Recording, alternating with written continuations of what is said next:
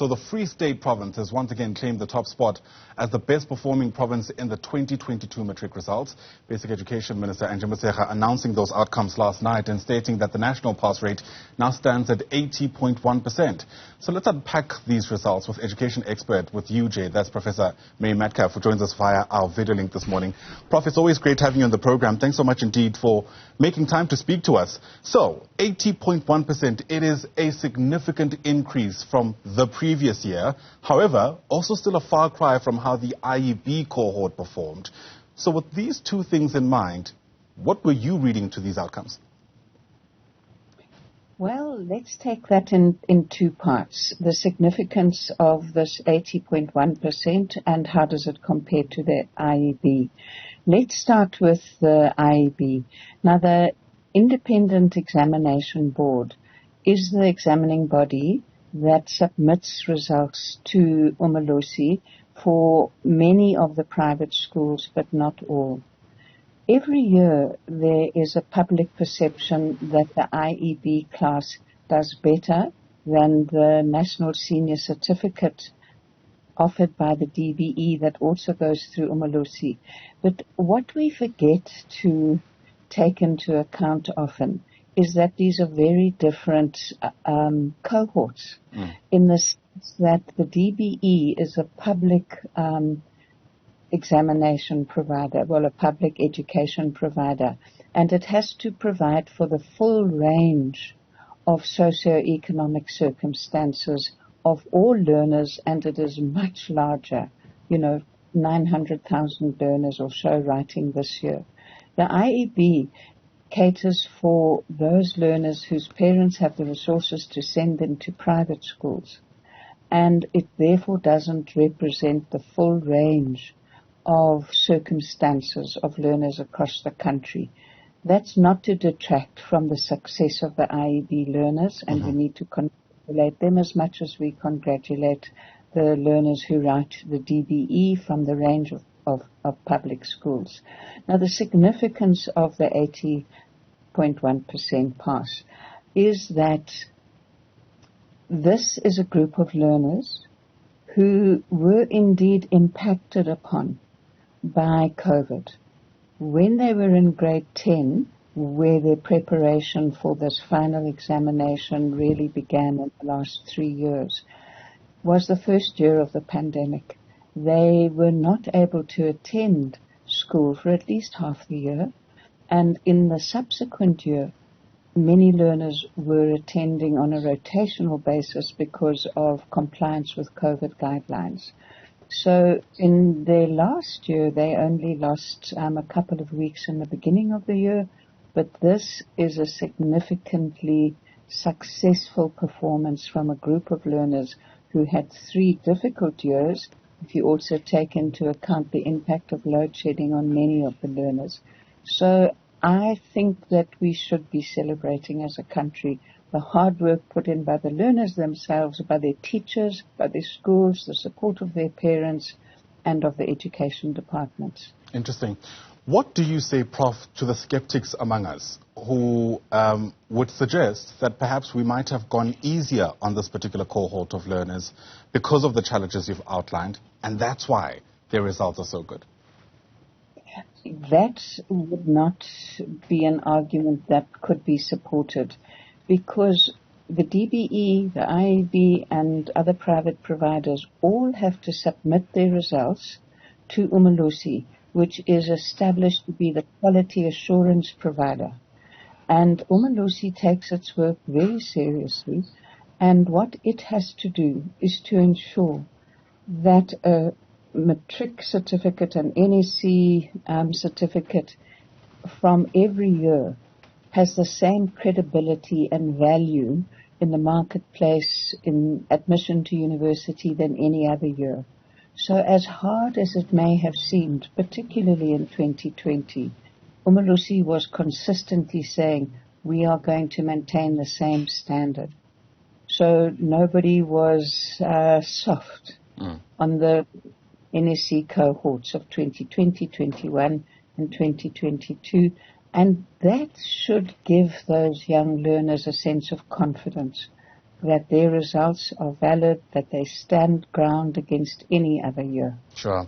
Speaking about the marketplace, very interesting insights on the front page of the Business Day this morning about ways through which teaching takes place in this country, the kind of pedagogical practices that we have in place, and how in some respects they're contributing in one ways to the skills mismatch and in the other to the unemployment rate in this country. Essentially, the argument is we're not equipping these matriculants to be able to effectively contribute in the world of work because of what we're teaching them in the classroom. Do they have a point? Well, that's a wonderful question, and I'll try and deal with the highlights of what should be considered as we debate what Business Day has presented. I think the first thing is that there's issues of the quality of education within our education system, but there's also issues to do with the labor absorption capacity of the economy.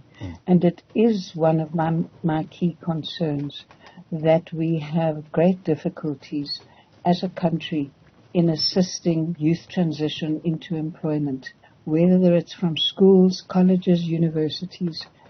That is something that needs to be addressed, and it can not only be addressed by education, but it also has to be addressed by the growth of the economy. In terms of quality, it's interesting, and I haven't seen the Business Day article, I'm looking forward to reading it, that there are issues of pedagogy, and then there's huge debates about what we teach learners. You will have seen in the Minister's announcement that she has spoken about the new subjects that have been introduced over the recent years, and those new subjects are growing. Those new subjects are much more occupationally or vocationally specific in technical fields. My own view is I'm still not persuaded that schools have the capacity to offer those subjects Right. at level and quality that's required. My view is that we need to get reading, writing, critical thinking, the ability to deal with information in this era as a solid basis in at least the first 10 years of education. And the specialization that follows needs to be built on that firm foundation. So, if the basics around numeracy and literacy aren't in place, are the conversations around, for instance, the fourth industrial revolution premature, at least when it comes to how the education system in this country can contribute to that? That's my view. And it may be too strongly put by saying it so bluntly, but I do believe that whilst children need to be able to have opportunities to be equipped with all of the skills that are ahead of us in ways that you and I couldn't imagine in the 21st century, if we don't get literacy and numeracy right in the first 4 or 5 years of school, and at the moment we are not doing well, then we are not building the basic tools of learning. And all of the discussion about dropout rates and the extent to which we get the quality of passes that we need have to be addressed by going back to getting our very capable young people able to read in their home language confidently before they transition into what happens for many learners, which is learning in a second language, which is often English. If you can't read, you can't really competently negotiate the content demands, which mostly come from text from grade 4, 5 and up. Fair enough.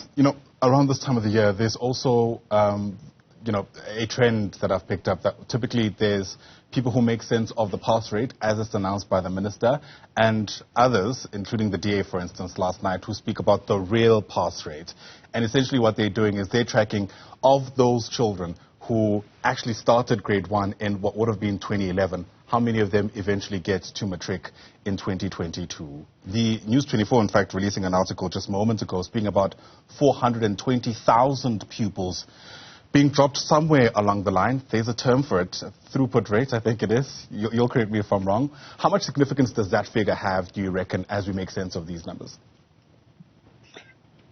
So, I usually avoid looking at the politicization of some of these educational issues, but education analysts have been arguing forever, for the last 10 or 15 years, that when we celebrate the success of the 80%, we need to remember that this doesn't represent everyone, and that many learners have dropped out, and there's excellent work being done, for example, by the Zero Dropout campaign that tracks this very closely.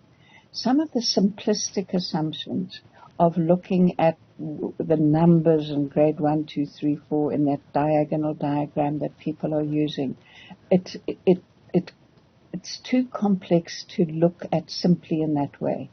But if you look at DBE data and you look at it relative to household stats data, you can see that the household stats data looks at from their sample, they look at young people between the ages of 15 and 23, 24, 25 in different provinces, and how many of them have achieved grade 12. And that data and other research clearly shows that between 50 to 60% of young people are able to reach Matric and succeed, and there's a large number that don't. Now, the reasons for that are complex. They, I think, in my view, primarily have to do with poor foundations. There's gender components to it, very great provincial variations in those figures. But dropout has to be, retention, the slow throughput, which is the pace at which learners move through schools.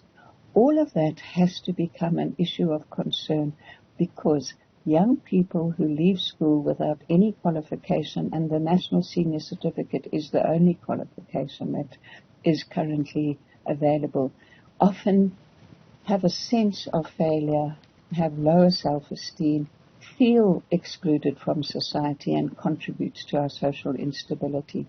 We have to improve learners' sense of success, their confidence, and their ability to then make their path through the world. I certainly get the sense that we need to have a whole lot more of an intersectional analysis of these numbers versus just how many got enrolled and how many got out at the end of it. Professor Mary Metcalfe, always great talking to you. Thanks so much indeed for making time for our conversation this morning.